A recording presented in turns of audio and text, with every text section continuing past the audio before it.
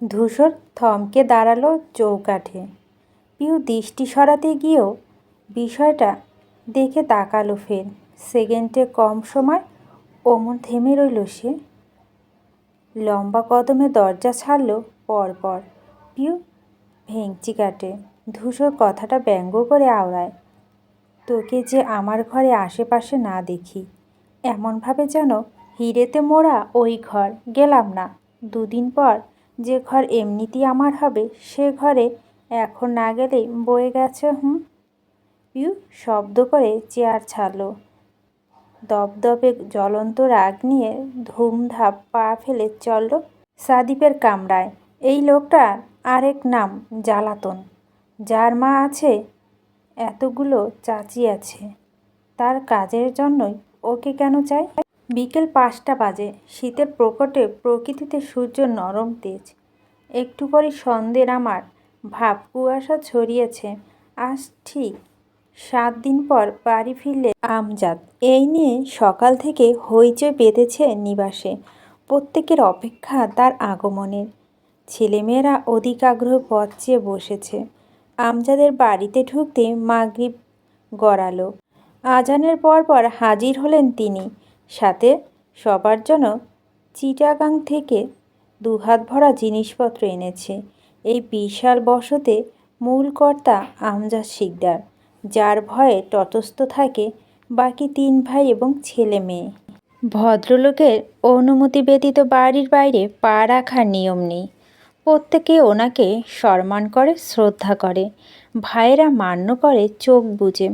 কেবল নিয়ম বহির্ভূত রয়ে গেল ওই একটি মানুষ। আমজাদ বেশ কঠোর ব্যক্তিত্ব পুরুষ, তবে আজ যেন নরম ভীষণ। এসে প্রত্যেকের আদর করছে, চুমো দিচ্ছে। রিক্তকে কোলে নিয়ে বসে পড়লেন সোফায়।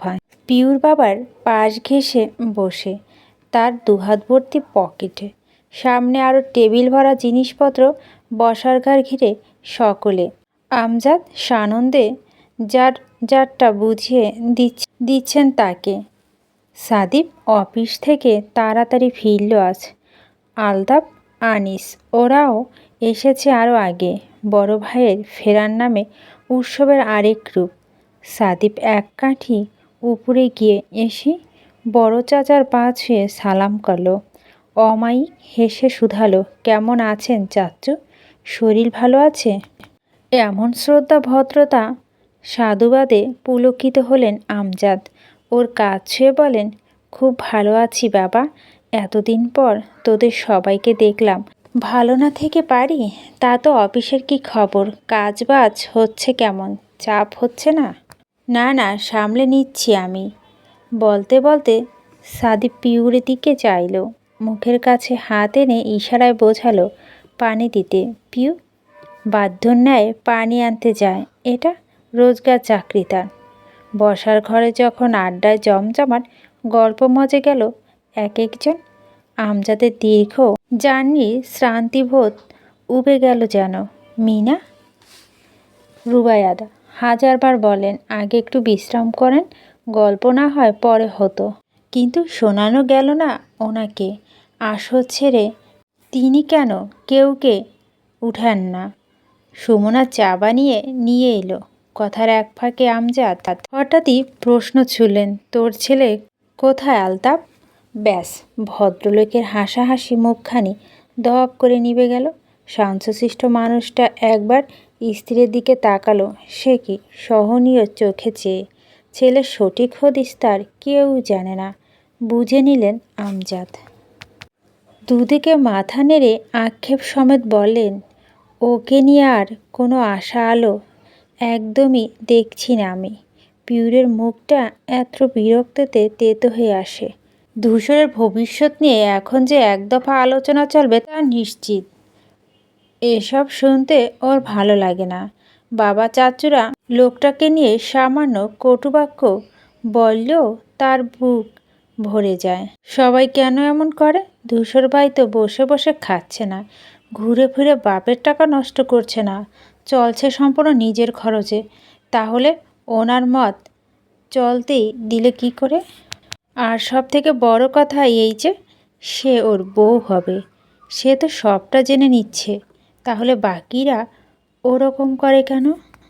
সাদিফের বাবা আজমল একজন ফরেস্ট অফিসার, আপাতত রাঙামাটিতে বদলি উনি। সরকারি লম্বা ছুটি ব্যতীত বাড়ি আসা হয় না। জবা বেগম ছোট ছেলেকে নিয়ে মাঝে মধ্যে বেরিয়ে আসেন। বাড়ি ভর্তি ভাইয়েদের আলাপের আজমল মিচিং আজও। ভাইদের মধ্যে এই একটা মানুষই আছে যিনি ধূসরের হয়ে দু চারটা কথা বলেন। আলতাফ বাড়ি এসে একটা মস্ত বড় বাজারের ব্যাগ মিনার হাতে ধরিয়ে দিয়েছেন, সাথে নরম গলায় আবদার ছুটেছেন প্রত্যেকটা আইটেমে রাঁধবেন ভাবি, যাতে হাড় চেটেপুটে খেলেও পেট না ভরে। আজ সবাই কবজি ডুবিয়ে খাবো কিন্তু। ঠিক আছে ভাই, দেখব কত খেতে পারো। মিনা আর বাকিরা রান্নাঘরে সে নিয়ে ব্যস্ত। বসার ঘরে ধূসরকে নিয়ে আলোচনা তখনও বহাল। পিউ বিরস অনীহ ভঙ্গিতে শপিং ব্যাগের কস্টেপ খুলছে। ডানে বামে রাদীপ আর পুষ্প বসে। সেই সময় রিক্ত কুটি কুটি পায়ে সদর দরজা হতে ছুটতে ছুটতে এলো। শিশু কণ্ঠে স্লোগান তুলল, বলো ভাইয়া গালি কিনেছে, বলো ভাইয়া গালি কিনেছে। সবাই উৎসুক চাউনি নিক্ষেপ হয় বাচ্চা ছেলেটার উপর। আদো আদো বুলিয়ে স্পষ্ট বুঝতে সময় লাগলো কিছুটা। রিক্ত বেশ কয়েকবার আহরালোর পর বোঝা গেল গাড়ি কিনেছে ধূসর।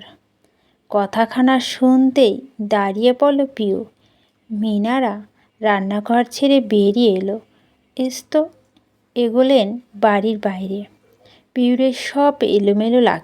ধূসরের গাড়ি আগে থেকেই আছে, উনি আবার একটা গাড়ি কিনে কি মাথায় রাখবেন? আমজাদ ফেরার পরে গড়ে ওঠা রমরমে পরিবেশটা মুহূর্তে স্থির হয়।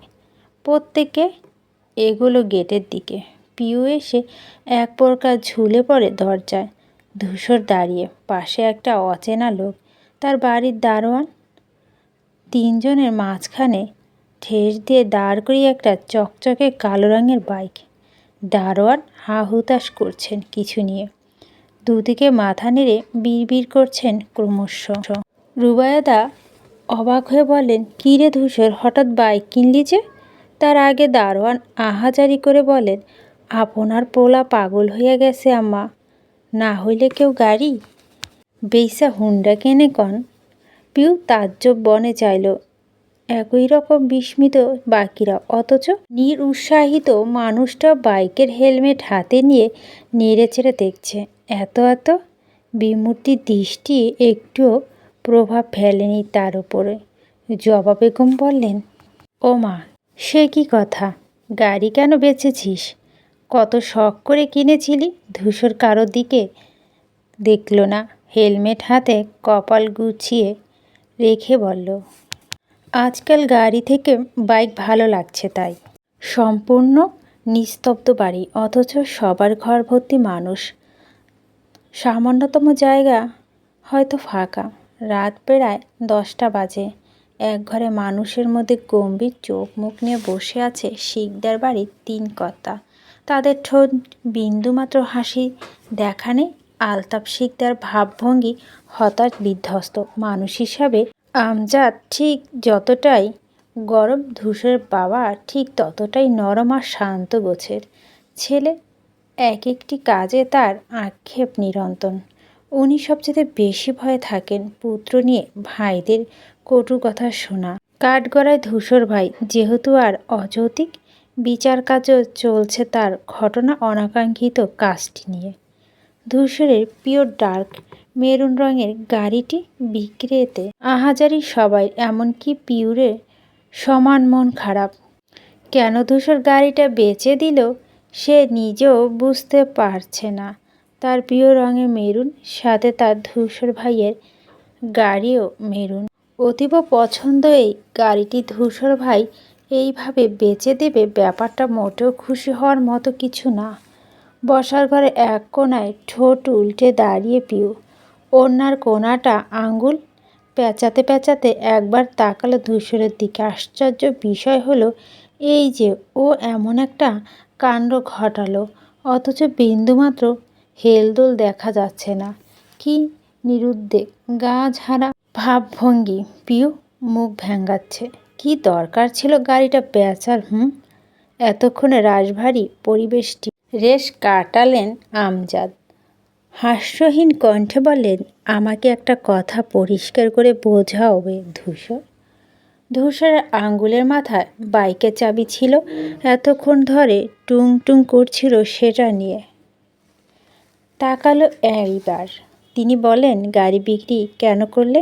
ধূসরের ওপর ঠোঁট দিয়ে নিচের ঠোঁট চেপে ধরল। অন্যদিকে তাকিয়ে ছোট্ট শ্বাস ফেলে আবারও ফিরলেন চাচার দিকে। বিরক্তি চেপে ধীর স্থির জবাব দিল, বলতেছি তো চাচু, ভালো লাগছিল না গাড়ি। তোমার জবাব আমার উপযুক্ত মনে হয়নি। ভালো লাগছিল না বলে কেউ গাড়ি বেচে দেয়? বাইকের দরকার, কিনতে ইচ্ছে করছে, বেশ কিনেছ, ভালো কথা সেটা। তাই বলে গাড়ি কেন বেচবে? ওটাও থাকতো। রুবায়দা পাশ থেকে উদ্বেগ নিয়ে বললেন, আমারও তো একই কথা। এরকম করার কোনো মানে হয় বলুন তো ভাইজান? ঘরের জিনিসপত্র বেচা কেনা এইসব কি ভালো নাকি? আচ্ছা, তুমি কিছু বলছো না কেন? কথা কি ফুরিয়ে গেছে? কথাটুকু স্বামীকে উদ্দেশ্য করে বললেন তিনি।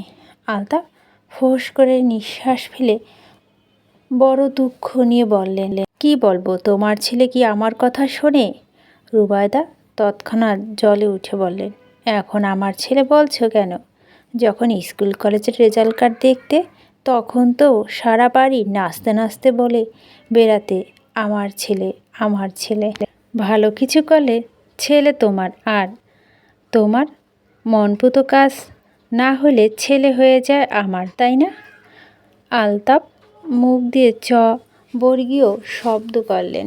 এক কথার মধ্যে আরেক কথা ঢুকানো স্বভাব কি কোনো দিনই যাবে না তোমার? আমি কি বলছি আর তুমি কি বলছো? কথা না বুঝে উত্তর দিচ্ছ কেন? আমি যা বুঝেছি ঠিকই বুঝেছি। তুমি? সবাই গোল গোল চোখ ঝগড়া দেখছিল দুজনে। ধূসরের কণ্ঠে খানিক উঁচু করে বলো, চুপ করো তোমরা। কথাটুকু সম্পূর্ণ করতে ব্যর্থ হলেন রুবায়দা। গিলে ফেলেন, মুখ ফুলিয়ে দাঁড়িয়ে রইলেন ওমর। ধূসর কপাল গুটিয়ে বলল, আমি বুঝলাম না, একটা সামান্য বিষয় নিয়ে তোমাদের এত সমস্যা কেন হচ্ছে? আমার ইচ্ছে হয়েছিল গাড়ি কিনেছিলাম, ইচ্ছে করলো বিক্রি করলাম, সিম্পল। পিউ চোখ মুখ কুচকে আরও একবার ভেঙচি কাটলো, বিড়বিড় করলো, ব্যাপারটা এতটা সিম্পল না, বুঝলেন? আপনি যে আস্তে একটা নির্বোধ, আবারও তা প্রমাণ দিলেন। আনিস মুখ খুলো এবার, নর্মকণ্ঠে বলেন, হ্যাঁ, কিন্তু থাকলে কি হতো? দুটো ব্যবহার হতে। আমি তো অনেকবার বললাম ছোট চাচুর গাড়ি ভালো লাগছিল না, আর সেই জিনিস আমার পছন্দ না, সেটা আমি আমার কাছে রাখি না। আমার মনে হয় এ নিয়ে অহেতুক মাতামাতি করছো তোমরা। এসব তোমার অহেতুক মনে হচ্ছে? আমজাদের কথা ধূসর মুখের উপর বলো, হ্যাঁ হচ্ছে। আবার ব্যাপারটা আমার কাছে সীমাবদ্ধ থাকুক। চেহারা থমথমে হয়ে এলো ভদ্রলোকের। ধূসর আবার বলো, গাড়ি আমি আমার স্কলারশিপের টাকায় কিনেছিলাম, কারো টাকা নষ্ট করিনি। তাই তোমাদের এসব বাড়াবাড়ি যুক্তিহীন। সোজাসাপটা জবাবটা ভাষাহীন সকলের। বিরাট দানবীয় একখানা তালা যেন ঝুলে পড়ে ঠোঁটে। কেউ আর উপযুক্ত উত্তর খুঁজে পেল না। ধূসর মিনার দিকে চেয়ে বলল, তুমি টেবিলে খাবার দাও, বড় মা, আমি ফ্রেশ হয়ে আসছি। এক মুহূর্তে আর দাঁড়ালো না সে। শব্দযুক্ত কদমে ঘরের দিকে রওনা হলো। তার যাওয়ার দিকে চেয়ে দীর্ঘশ্বাস ফেলল পিউ। ধূসর গাড়ি কিনেছে এ অবধি দুটো। প্রথম দেশে ফিরেই কিনেছিল একটা ধবধবে সাদা গাড়ি। এর মাসখানেক পরে সেটা ছোট চাচুকে দিয়ে দিল। তারপর হুট করে কিনে আনলো মেরুন রঙের একটা চকচকে গাড়িটা, যেন চলছে প্রায় বছর তিনেক। সবার উদ্দেশ্যে ঘোষণা করেছিল গাড়িটা ওর ভীষণ শখের, আর তার পরিবারের কেউ সেই গাড়িতে উঠতে পারেনি। তার শখের গাড়ি মানে সে একাই ব্যবহার করবে। এমনকি রুবা আলফা তো সেখানে ঠাঁই পেল না। সেটাই আজ বিক্রি করলো ছেলেটা। ব্যাপারটা কেমন গোলমেলে না? পিউ দাঁড়িয়ে দাঁড়িয়ে ভাবছিল এসব। ক্ষুদ্র মস্তিষ্ক ব্যস্ত হিসাব মেলাতে পরপর কী ভেবে হঠাৎই সচকিত হয়ে বড় চোখ দুটো কোটর ছড়িয়ে আসে অন্যরকম চিন্তা। 1 সেকেন্ড। সেই দিন আমি সাদিপ ভাইকে বলেছিলাম আমার গাড়ি থেকে বাইক ভাল লাগে। ধূসর ভাই কি উনি হাউসেটা শুনে পেয়ে এই কাণ্ড ঘটালেন? আমার জন্য কি এসব? পিউ নড়েচড়ে দাঁড়ালো, সত্য ভঙ্গিতে বিদ্যুৎ বেগে ধূসরের রুমের দিকে ফিরল। ধূসর ভাই কি আমাকে খুশি করতে এরকম করলো? এর মানে ওনার অনুভূতি আছে আমার প্রতি। পিউরের স্বপ্ন পূরণের উদ্ভটেই ভাবনা লতাপাতার মতো বেয়ে চলল নিমিষে। তৎক্ষণাৎ পা বাড়ালো ওর কামরায়। এই রহস্যের সত্যটা যতক্ষণ না জানবে ঘুম তো দূর, শান্তিতে বসতে অবধি পারবে না। আনজান মন নিয়ে ছুট লাগতে গেল পিউ। হুট করে পেছন থেকে হাত টেনে ধরল সাদিফ। ওর কপাল কুঁচকে ফিরল। ফিসফিস করে শুধালো, কোথায় যাচ্ছিস? মহা বিরক্ত হলো পিউ। এই লোক আসলে একটা ডিস্টার্ব।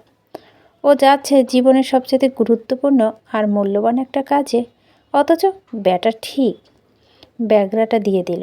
নির্দিষ্ট কুঠুন ডেকে রাখে ওপর ভীষণ সভ্য মেয়ে এসে ভদ্রভাবে বলল, আসছে একটু। ওপাশ থেকে উত্তরের আশা রইল না।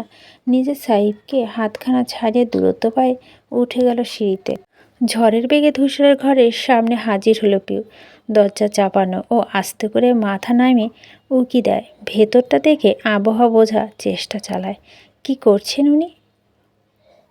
ঢুবুক এখন যা কাণ্ড ঘটালো, নিচে রেগে ঠেকে নাই তো?